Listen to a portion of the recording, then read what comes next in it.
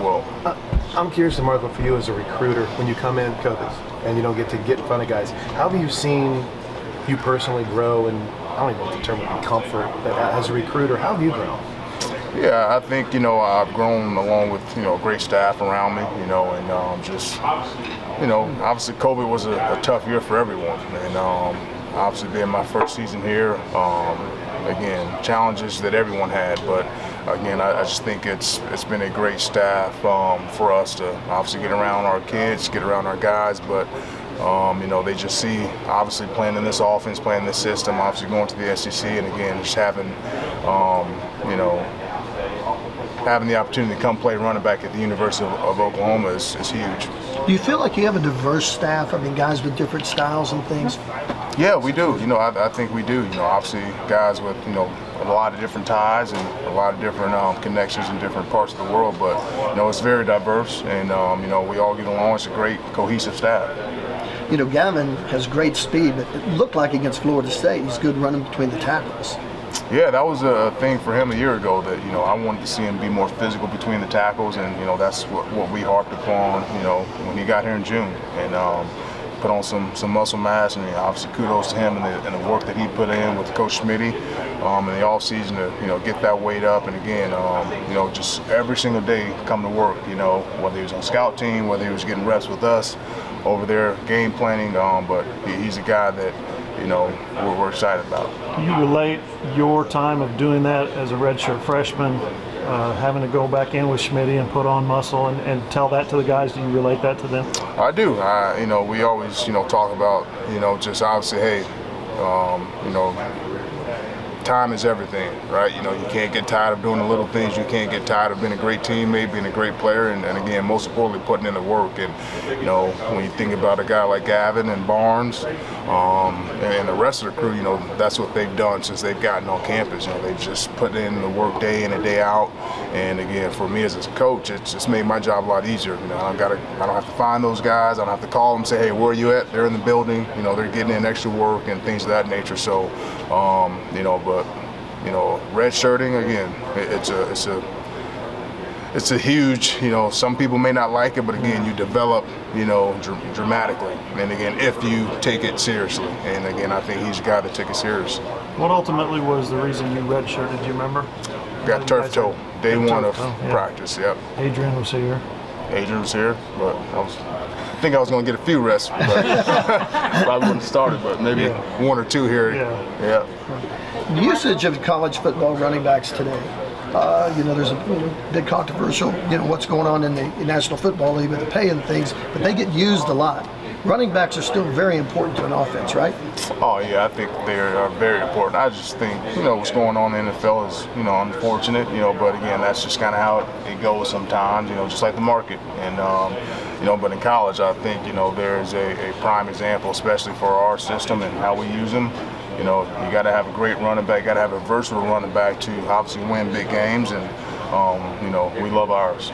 You mentioned, what have you seen out of Emmett as far as his abilities as a recruiter?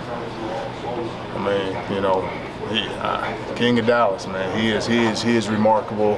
Personality-wise, he is very, very respected there, and again, just a great teacher. The biggest thing about him is he cares about his kids. And again, for me as a former athlete, that's what you want. You want a coach not only that, obviously is going to coach you hard and develop you, but you want a guy that knows or that shows that he cares about you as a person, as a human. And that's what he is. He was a high school coach, obviously, but again, his love that he has for his players and his love that he has just for young men in general speaks volumes. Again, obviously you can see why he's been very talented and great. He's over there talking about going to Pop Warner games if he has to. Yeah. I don't know if I've ever heard a coach talk about love for a youth program like that. I mean, does he do things that maybe are a little bit unique? He does, but again, he also reaches his kids in ways that other coaches can't. So again, you get a coach like him who's energetic, who's extremely smart, obviously actually knows, but a guy who, as a player, you want a coach who cares about you. I keep reverting back to that, but if a coach cares about you as a human, as a person, you'll do anything for him. And again, you'll attack it every day, and you'll work for him every day. And again, he's been fantastic and a great addition for us. We're lucky to have him. You mentioned versatility in running backs, and specifically in this room. When you're out recruiting and the head coach of the high school team might be wanting to give his guy the football 30 times or 35 times, how do you judge a guy's versatility in terms of catching passes and pass blocking and running routes and stuff like that? Yeah, that is my biggest thing. I want, when I first got this job, we had a bunch of running backs that were very similar. They all did good things the same, and I wanted, kind of mix it up a little bit, a little strawberry, vanilla, chocolate here and there. But, for me specifically, I want a guy who can do all three, obviously. Obviously you want a guy who can run between the tackles, you want a guy who can catch, you want a guy who can line up at slot and outside. Again, I feel like we got a really good, versatile group. We got a group that's hungry, but I'm always looking for a back who could, obviously tote the ball and play, 70-80% of the snaps. Again, there's not a huge drop-off come first, second, or third quarter. Is that a situation where you bring them to camp? Yeah, do the things that you want to see instead of what maybe the high school coach is doing? Definitely. There's been very few running backs that we've offered that I hadn't seen in person, that I hadn't worked out. So again, some guys may not like it, but again, there's a process that I like to do, and I think it works well for us, works well for me. But we want to kind of put them in stressful situations to where some drills that we put them in, they've never done, and just kind of see how they react, whether they get upset, whether they're bad body language. I think you can tell a lot about just little things like that. Where do Caleb and Dalen fit in that kind of narrative? Like you got to see him up close and all that kind of stuff. Where did they fit? Really good. Just watching those guys, a year ago in person, and just seeing Caleb, and for a running back, you like butt and thighs, and he has it all. So, and then Dalen just very, very just versatile in how he catches the ball, footwork, mechanics of things. And again, Caleb is a guy who's worked extremely hard, who's had an unbelievable offseason. Really, probably one of the best summers for a freshman that I've heard in a while. So excited about him. DeMarco, Brent mentioned in the spring that as part of your guys' offseason, it was taking stock with your guys about what went wrong, but making sure they understood that there were successes last year, that you guys were close. What were some of those meetings like with your guys? Yeah, I think for us, at the end of the day, we always want to get better. We always want to compete until the game is over. And we did do some good things a year ago, but I wouldn't say it's never good enough in my eyes. But you want to hold that standard high. And again, where we were a year ago wasn't the standard at Oklahoma. We understand that, we get that, and again, I think our team and our players understand that as well. So we worked extremely hard as a staff, as a whole program, to get back to where we need to get to. We feel we made the proper steps, leading into training camp now. So for us, winning one-on-one battles, making guys miss is a big thing for us. And again, just being physical, setting the tone, being physical, short yardage goal line situations is something that we need to continue to improve on. It's a broad question, but in that context, then what constitutes success this season? What would be the definition of success for your group and for this team? I think we all know that answer, but we'll see. We'll see how the season goes. Marcus is a guy that, when he's healthy, he's shown flashes of being a great player. What role do you think he can play this year, especially as the old man in the room? Yeah, I mean, we are extremely excited about Marcus Major. He's a veteran player. Again, great kid. He comes to work every single day with a great attitude. Happy for his teammates. He's a tremendous teammate. Just need him healthy. I think if he's healthy after 13 weeks, I think we're going to be a very happy football team. And again, we got a good game plan to make sure that we give him the best chance and the best availability to do that. So obviously adding, some depth at the position, but also for him, he understands that, getting in extra work with Schmitty on a consistent basis is something that he needs to do. Was this as deep a room as you've had? Toughness, obviously get faster, more explosive, and stronger. But our guys handle it well. Just talking to Schmitty, daily, weekly, just kind of getting that report. Those guys worked their tails off and did a bunch of stuff extra, and that's what you want to hear, especially leading into camp.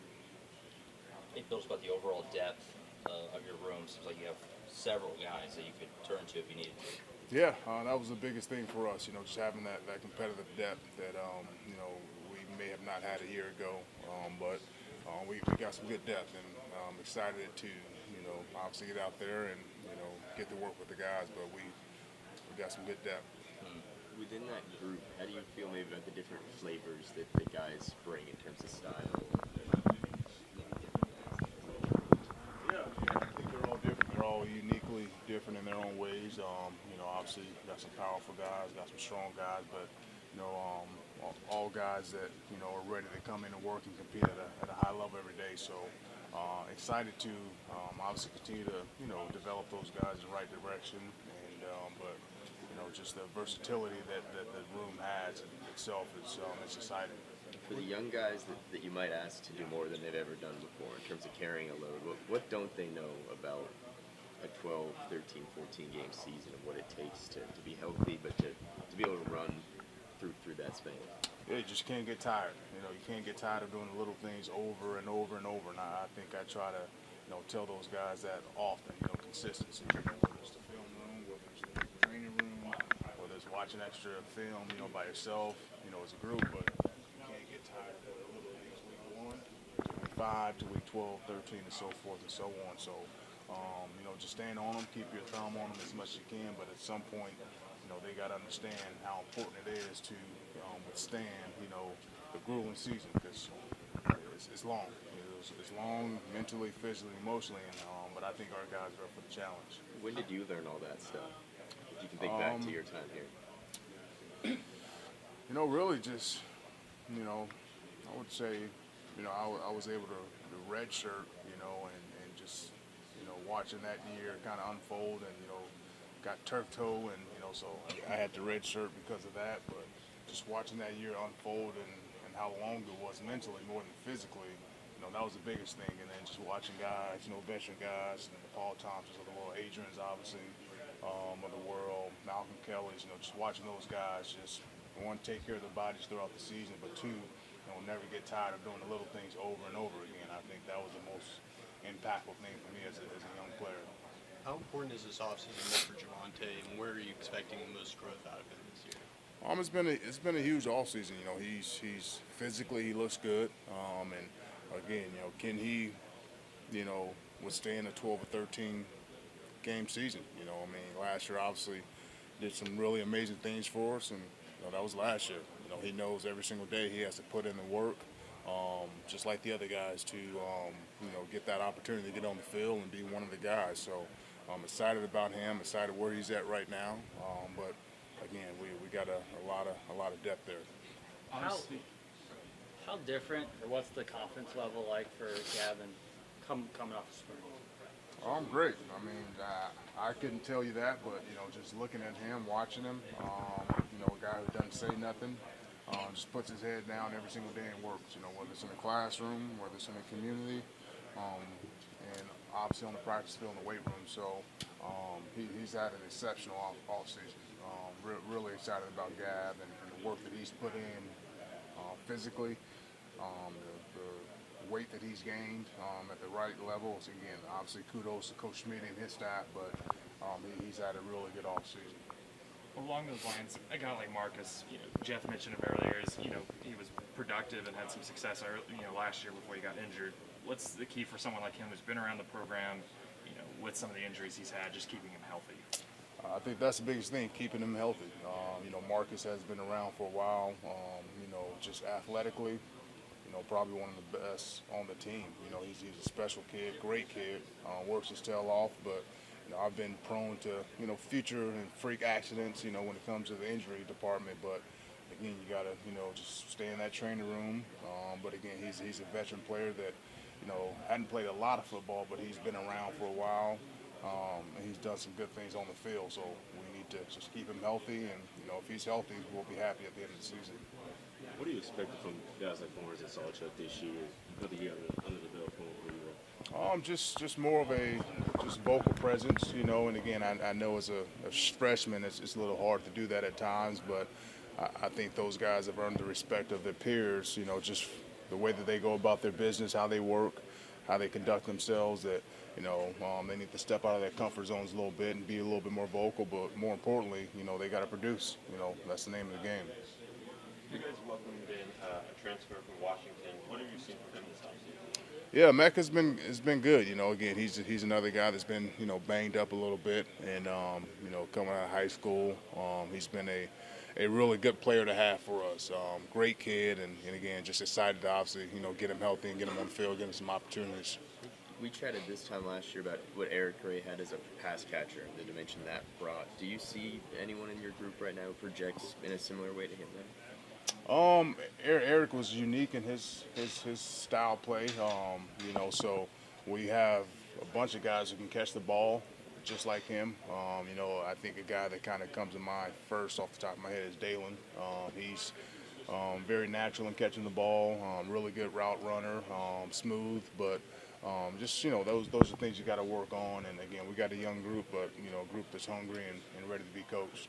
Well, talking about Eric, obviously you've got that was really productive last year and spent a lot of time on the field. With him gone going into this season, do you see this as looking for somebody to kind of replace that production, or is it more like a committee kind of approach, given how productive he was?